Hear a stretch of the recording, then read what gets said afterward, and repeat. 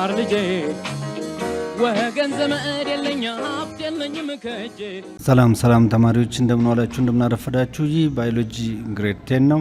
ዩኒት 5 እንጀምረናል። ዩኒት 5 ሂውማን ባዮሎጂ ነው። ባለፈው እንግዲህ ዳይጀስቲቭ ሲስተምን እያየን ነው። ዳይጀስቲቭ ሲስተም ላይ እንግዲህ ከኢንጀስሽን ጀምሮ እስከ መጨረሻው እስከ አራቱን የዳይጀስቲቭ ሲስተሞች ለማየት ሞክረናል።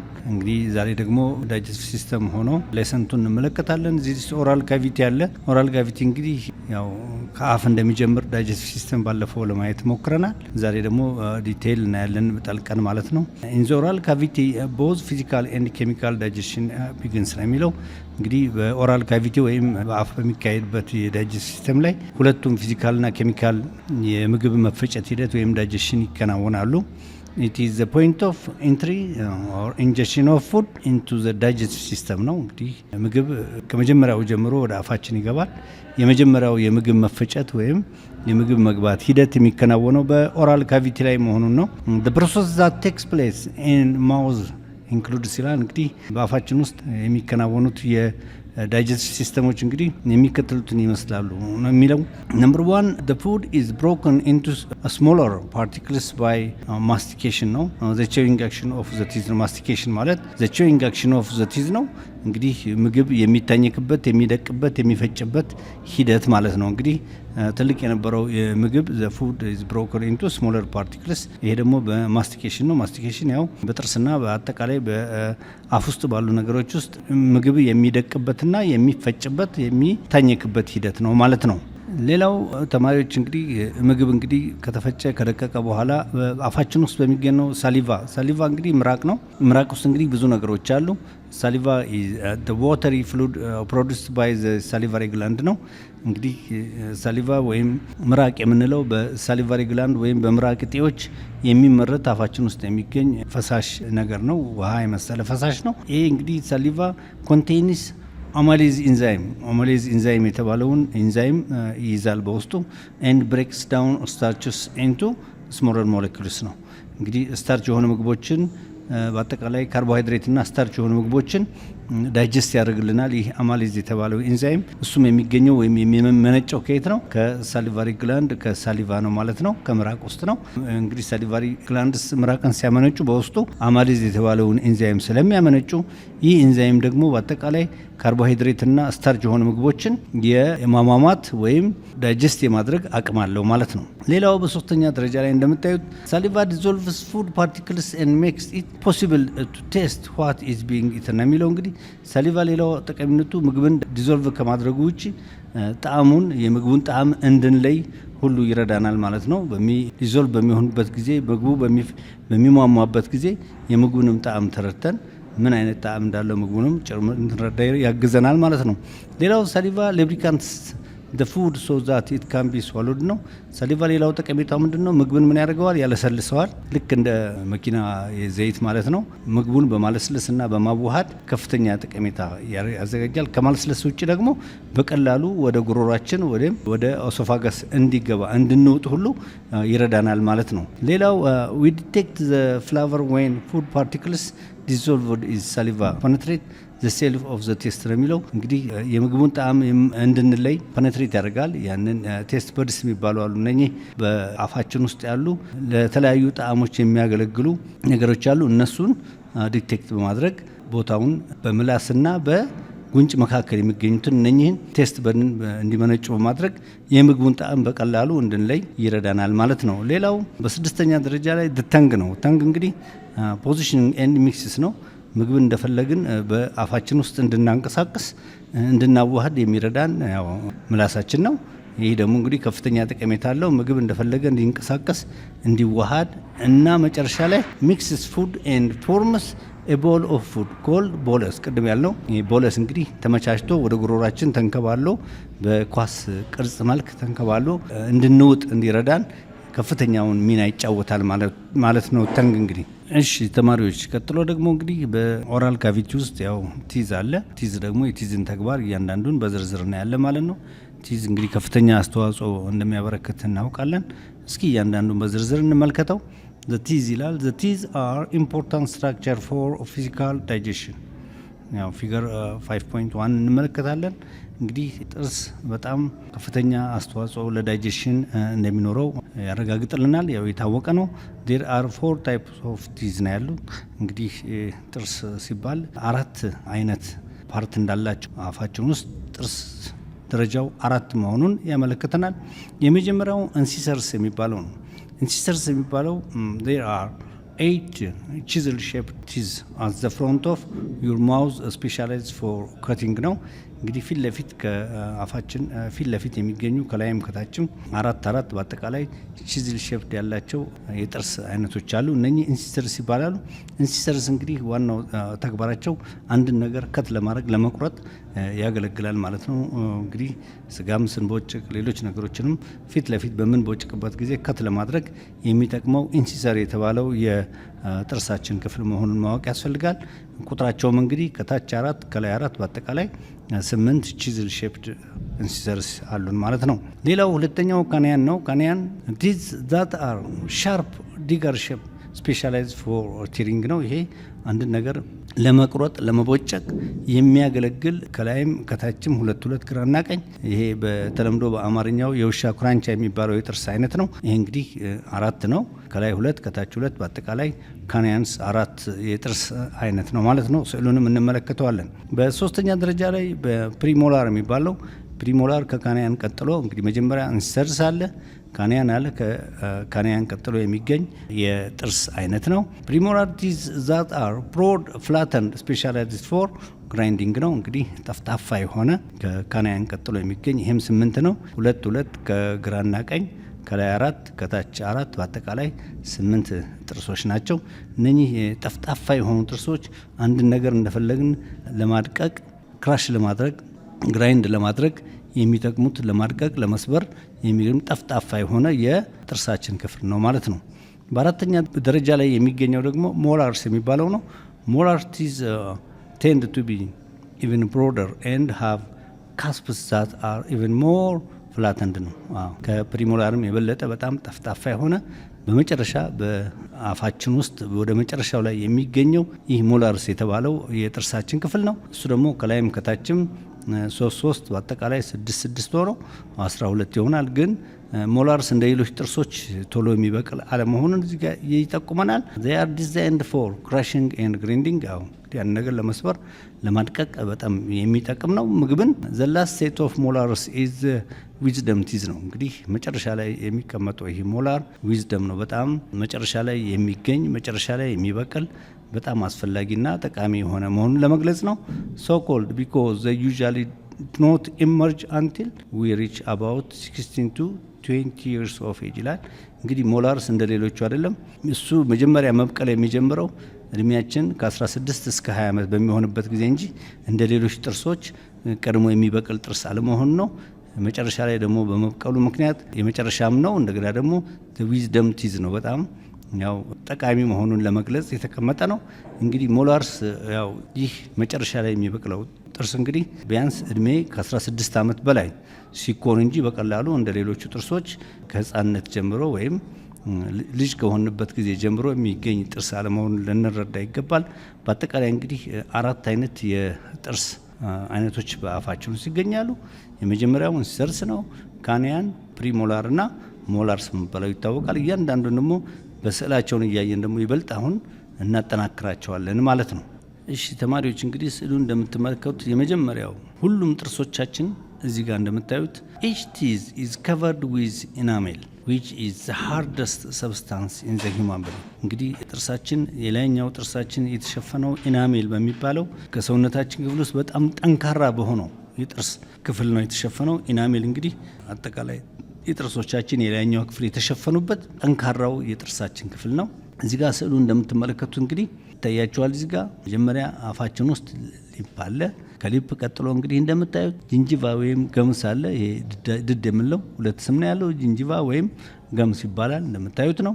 ከዛ ሃርድ ፕሌት አለ እዚህ ጋር እንደምታዩት ከጥርሳችን ጀርባ ላይ አለ። ከዛ እዚህ ጋር ደግሞ ሶፍት ፕሌት አለ ከስር አሁንም ላንቃችን ውስጥ የሚገኙ ነገሮች ናቸው እነኚህ። ከዛ ኦልቫ የሚባለው ደግሞ ይህ ላንቃችን ስር የሚገኘው ነው አሁንም እንደምታዩት። ከዛ እዚህ ጋር ፕላቲኒ ቶንሲል የሚባል ይሄ ቶንሲላይት በመባል ብዙ ጊዜ በተለያየ ምክንያት በባክቴሪያ ሲጠቃ የሚያብጠው ክፍላችን ነው። እዚህ ጋር እንደምታዩት ጥርሶቻችን እንግዲህ ተቀምጠዋል በትክክል ኢንሲሰርስ ታያቸዋል። እዚህ ከፊት ለፊት 4ቱ ናቸው። ይህ ከላይም አለ። እነኚህ 4ቱ ኢንሲሰርስ የምንላቸው የጥርስ ክፍሎቻችን ናቸው። በመቀጠል እንደምታዩት እዚህ ጋር ካንያን አለ። ከኢንሲሰር ቀጥሎ እዚህ ጋር 1 አለ፣ እዚህ ጋር 2 አለ፣ እዚህ ጋር 3 አለ፣ እዚህ ጋር 4 አለ። እነኚህ የውሻ ክራንቻ የምንላቸው ወይም ካንያንስ በመባል የሚታወቁት የጥርስ ክፍሎቻችን ናቸው። ቀጥሎ እዚህ ጋር እንደገና ፕሪሞላር አለ። ፕሪሞላር እንደምታዩቸው ጠፍጣፋ ከካንያን ቀጥሎ የሚገኙ 2 አለ፣ እዚህም 2 አለ፣ እዚህ 2 አለ፣ እዚህ 2 አለ። በአጠቃላይ 8 ናቸው። የመጨረሻው እንደምታዩት ዊዝደም የሚላቸው ሞላርስ ናቸው። እነሱ ከዚህ 3 አለ፣ እዚህ 3 አለ፣ እዚህም 3 አለ፣ እዚህም 3 አለ። በአጠቃላይ 12 ናቸው። ግን ለየት የሚያደርገው እነኚህ ሞላርስ በቀላሉ የሚበቅሉ አለመሆኑና ከ16 ዓመት በላይ ለሆነ እድሜ ለሆነ በሚሆንበት ጊዜ የሚበቅል ነው እንጂ በልጅ እድሜ ላይ የማይበቅሉ መሆናቸው ነው። የመጨረሻው ደግሞ መጨረሻ የሚበቅለው ዊዝደም ቲዝ የተባለበትን ምክንያት ለዚህ ነው ማለት ነው። እዚህ ጋር ሌላው የምታዩት እንግዲህ ስዕሉን ቅድም እንዳልነው ኢናሜል ነው። ኢናሜል እንግዲህ ጠንካራው የጥርሳችን ክፍል ወይም ጥርሳችን የተሸፈነው በጠንካራው አጥንት የሚባለው ወይም የጥርስ ክፍልን ሸፍኖ የሚይዘው ኢናሜል ነው። እንደምታዩት ነው። እዚህ ጋር ደግሞ ክራውን ይላል። ክራውን ደግሞ ምንድነው? የምናየው ከቪዚብል የሆነው በአይናችን ልናየው የምንችለው የጥርሳችን ክፍል ክራውን ይባላል። እዚህ ውስጥ እንግዲህ እንደምታዩት ኢናሜልን ይዟል፣ ፐልፕን ይዟል፣ ዴንቲንም ይዟል። እነሱን በዝርዝር ቀጥለን እንመለከታቸዋለን። ሌላው እዚህ ጋር ከክራውን ቀጥሎ የማይታየው ክፍል በሙሉ ደግሞ በሩት ስር ያሉ ናቸው። ሩትስ ደግሞ ብዙ ነገር አለ። ፐልፕ አለ፣ ሮክ ካኔል አለ፣ ቦን አለ ከስር እንደገና ሌሎችም ገም ከውስጥ አለ የሚያያይዙ ይታያቸዋል። የሩት ስርና ዋናውን ጥርስ የሚያያይዘው ገም እዚህ ጋር አለ ማለት ነው። እንግዲህ ቀጥለን ደግሞ እያንዳንዱን በዝርዝር እንመለከታቸዋለን ማለት ነው። እሺ ተማሪዎች እንግዲህ ስዕሉን ተመልክተናል። በአጠቃላይ በአፋችን ውስጥ ያሉት የጥርስ አይነቶችን በአራት እንደሚከፈል አይተናል። አሁን ደግሞ ኤክስተርናል ኤንድ ኢንተርናል ስትራክቸር ኦፍ ቲዝ እናያለን። የላይኛው የጥርሳችን ክፍልና የውስጠኛው የጥርሳችን ክፍል እነማን እንደሆኑ በዝርዝር እንመለከታለን ማለት ነው። the teeth are the hardest substance in the human body ነው የሚለው። እንግዲህ ጥርስ እንግዲህ ዋናው ከሰውነታችን ክፍል ውስጥ ጠንካራው የሚባለው ከሁሉም በላይ ጠንካራው የሚባለው የሰውነታችን ክፍል ጥርስ መሆኑን መረዳት ያስፈልጋል። besides being essential for chewing ዋናው ተግባሩ እንግዲህ chewing ነው። የተለያዩ የምንመገባቸውን ምግቦች ለማኘክ ለማድቀቅ የሚረዳ ሆኖ በተጨማሪ ደግሞ the teeth play an important role in speech ይላል። ይሄ ደግሞ በምንናገርበት ጊዜ ንግግራችን እንደፈለገ በምንፈልገው መልኩ ለመናገር ሳንኮላተፍ ምን ሳንል ለመናገር ጥርስ ከፍተኛ አስተዋጽኦ ይኖረዋል። ዋናው ተግባሩ ምንም እንኳን ምግብን ማድቀቅ ቢሆንም ለንግግርም ከፍተኛ አስተዋጽኦ ያበረክታል። እንግዲህ ይህንን እናንተ ልትረዱ ትችላላችሁ። ጥርስ የሌላቸው ሰዎችና ጥርስ ያላቸው ሰዎች የሚያደርጉትን ንግግር እንግዲህ በአካባቢያችሁ ስለምታዩ ያን መረዳት ትችላላችሁ።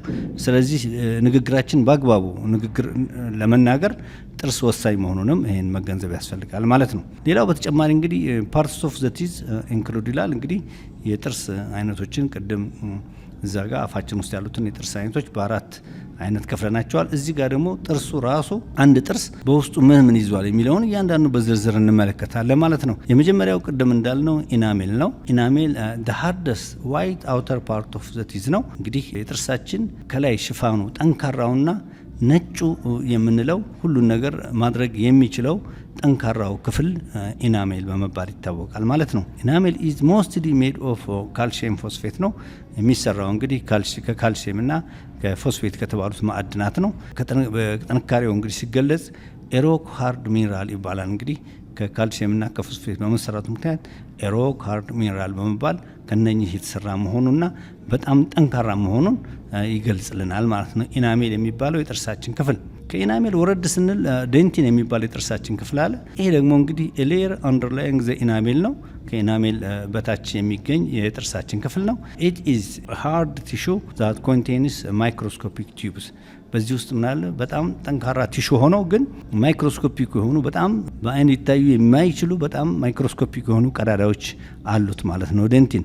when the enamel is damaged ኢናሜል በሆነ አጋጣሚ አሁን ቢጎዳ ወይም አደጋ ቢደርስበት heat or cold can enter the tooth through these paths and cause sensitivity or pain የሚለው እንግዲህ ኢናሜላችን በሆነ አጋጣሚ በተሆነ ነገር ቢጎዳ በዛ በቀዳዳ ውስጥ ቅዝቃዜም ሆነ ሙቀት እየተሰማን ህመም ይሰማናል፣ የሆነ ቅዝቃዜ፣ ከፍተኛ ሙቀት ይሰማናል፣ በአንጻሩ ደግሞ ፔን ይሰማናል ማለት ነው። ስለዚህ ኢናሜልን መጠበቅ ይገባናል ማለት ነው። ኢናሜል እንዳይጎዳ መጠንቀቅ ያስፈልጋል ማለት ነው። ሌላው በሶስተኛ ደረጃ አሁንም ከኢናሜል ወረድ ስንል ፐልፕ አለ፣ የጥርስ ፐልፕ አለ። ፐልፕ ደግሞ ዘ ሶፍተር ላይኒንግ ኢነር ስትራክቸር ኦፍ ቲዝ ነው።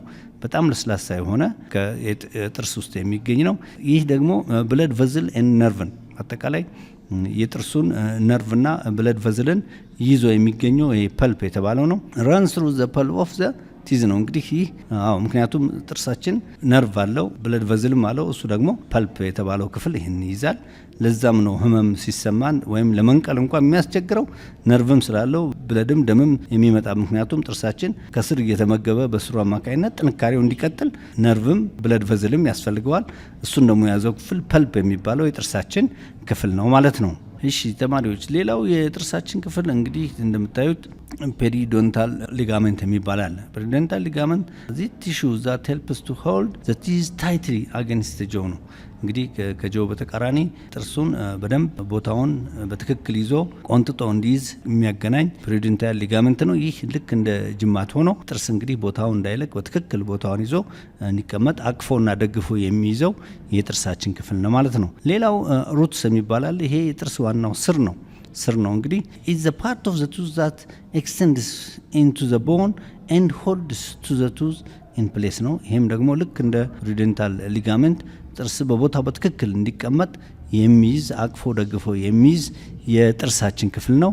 ጥርስ ይባላል። ይሄ እንግዲህ ይህ ሩት ወይም ስር ወሳኝ የሆነ የጥርሳችን ክፍል ነው ማለት ነው። ኢት ሜክስ አፕ አፕሮክሲሜትሊ 2/3 ኦፍ ዘ ቲዝ ነው የሚለው እንግዲህ ሩትስ ከ2/3 ከላይ የሚታየው የጥርሳችን ክፍል 1/3 ብቻ ነው። አብዛኛው የጥርሳችን ክፍል እንግዲህ ከስር ነው ያለው ማለት ነው። የማይታይ ወይም ቪዚብል ያልሆነው ክፍላችን ከውስጥ የሚገኝ ነው። ይሄ ደግሞ ሩት ወይም የጥርሳችን ስር ከስር ሆኖ ዋናውን ፓርት ይዞ ይገኛል። በቁመት ወይም በተግባር በምንመለከትበት ጊዜ አብዛኛው የጥርሳችን ክፍል ከስር መሆኑን ያሳይናል። 2/3 ነው የሚለው 2/3 የጥርሳችን ክፍል የማይታይ ነው። 1/3 ብቻ ከላይ የሚታይ ይሆናል ማለት። ለዚህ ነው ጥርሳችን ጠንካራ በቀላሉ ለመንቀል የሚያስቸግረው ማለት ነው። ሌላው ገምስ ነው። ገምስ እንግዲህ ያው በተለምዶ ይሄ ድድ የምንለው ነው። ድድ ደግሞ ለጥርሳችን ከፍተኛ አስተዋጽኦ አለው። ገምስ ኦልሶ ኮልድ ጂንጂቫን በመባል ይታወቃል። ሌላም ስም አለው። ጂንጂቫ በመባል ይታወቃል። አዘ ፍሌሺ ፒንክ ኮኔክቲቭ ቲሹ ነው። ያው እንደምናውቀው መልኩ እንግዲህ ፒንክ ከለር ያለው ይሆናል። ዛት አታች ቱ ዘ ኔክ ኦፍ ዘ ቲዝ ኤንድ ዘ ሴመንተም ይላል። ይሄ ምን ማለት ነው? እንግዲህ የጥርሳችን ኔክ ወይም የጥርሳችን አንገት የሚባለው ከስር ጋር ከሚገናኙ እሱን ከሰሜንተም ጋር ሰሜንተም ማለት ልክ እንደ ሲሚንቶ አጣብቆ የሚይዝ የጥርሳችን ክፍል አለ። በጣም ጠንካራ ነው ይሄ ሰሜንተም ልክ እንደ ሲሚንቶ። እሱን እንግዲህ አታች አድርጎ የሚይዝልን ይሄ ገምስ ነው ማለት ነው። የመጨረሻው ክራውን የሚባለው ነው። ክራውን እንግዲህ ዘ ክራውን ኦፍ ዘ ቱዝ ኢዝ ዘ ቶፕ ኦፍ ፖርሽን ኦፍ ዘ ቱዝ ዛት ኢዝ ቪዚብል ነው። ክራውን የሚባለው አጠቃላይ በአይናችን የምናየው የጥርሳችን ክፍሎች በሙሉ ክራውን ናቸው፣ ወደ ላይ ያለው ማለት ነው። ቅድም እንዳየነው ግን ሩትስ ላይ 2/3 ግን በአይናችን የማናየው ቪዚብል ያልሆነ የጥርሳችን ክፍል ሲሆን ክራውን ግን በአይናችን የምናየው የጥርስ ክፍል በሙሉ ሊታይ የሚችለው ክራውን በመባል ይታወቃል። እንግዲህ ክራውን ላይ ቅድም እንዳየነው ዋናው ኢናሜል ነው የሚታየው። ከዛ በኋላ ደግሞ ማን አለ? ቅድም እንዳየነው ይህ ይታያል ማለት ነው። እንግዲህ ይመስላል ጥርስን በሚመለከት እንግዲህ የተወሰኑ ነገሮች አግኝታችኋል። ይበልጥ ስዕሉን መመልከት ማየት ይገባናል። ተማሪዎች እንግዲህ ለዛሬ በዚሁ ይበቃናል። ይህንን ቻናል ሰብስክራይብ፣ ላይክ እና ሼር ማድረጋችሁን አትርሱ። ምክንያቱም ሌሎች ወንድሞቻችሁ እህቶቻችሁም ሊጠቀሙበት ስለሚችሉ ቻናሉን ሰብስክራይብ ማድረግ አትርሱ። ለዛሬ ይበቃናል። በሚቀጥለው ክፍል ጊዜ እስከምንገናኝ ድረስ በሰላም ያገናኝ። ቻው።